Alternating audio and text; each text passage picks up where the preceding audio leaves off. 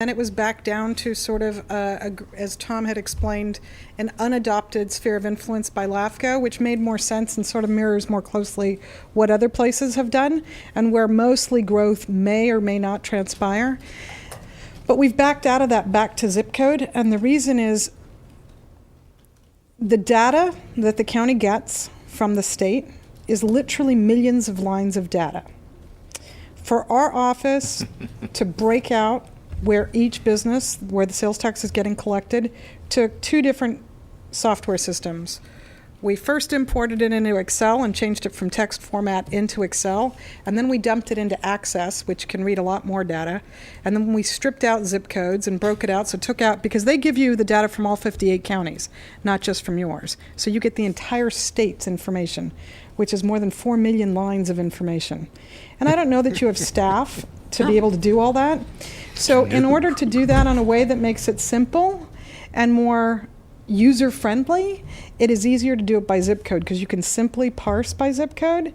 And there are 3 zip codes we'd be talking about, which is what Supervisor Wattenberger Yes. Was recommending, which is the inclusive of the 5-2, which also includes Talmadge and Calpella. And those 2 tiny P.O. boxes, by the way, I'm not going to disclose the total amounts. There are some revenues that are received, but they're marginal compared to what the remainder is. So that's the geographic area, because we do not want to make this complicated to administer. So is there any correlation between the zip code use or the discussions you've had and the UVAP or the general plan? In other words, has there been any attempt to have those mean anything together or not? Well, the UVAP does include that entire zip code area, so it sort of makes it fairly simple. And the general plan, I think I did cite in the memo some of the general plan statements. So I do think that there's some congruity between those. So just on the timeframes, I mean, I don't see that we need to, I mean, I think we're going in the right direction here. I mean, in general, I think we're getting to some of the core discussion points that I'm supportive of in terms of carrying them forward to continue to meet and confer with the city and come up with something that is going to work. Because I think in the long term, we absolutely need to go here. So a couple other questions. I don't know that we need to push it forward to get it completed by January 1st. I mean, that isn't necessarily one of my priorities. It might be convenient, but I don't know that we need to do that.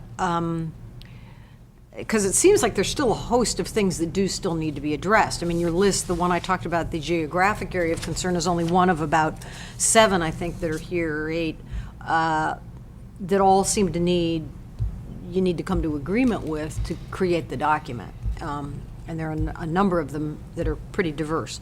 So another question I have is, to what degree has council been involved thus far with this process? Neither the city attorney nor the county attorney have been part of this process until we have the framework of an agreement. I don't think there's anything that we're doing that would encounter any legal challenges. So it's our intent, again, after this meeting today, once the board gives us some direction, at that point we would start including county council in part of the discussions of where we're going to.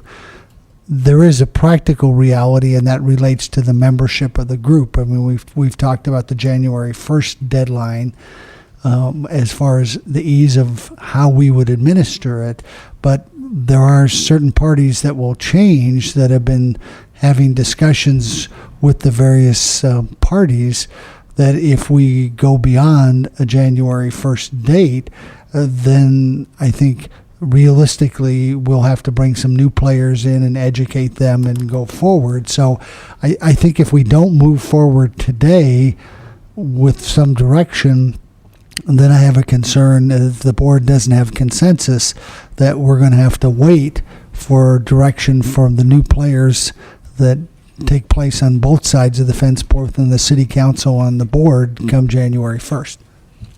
Well, I guess I see the process a little differently. I don't have a concern at all about the board giving direction today, but from this list here, there's still a number of things that need to be addressed and be answered and be explored still. So direction is one thing, but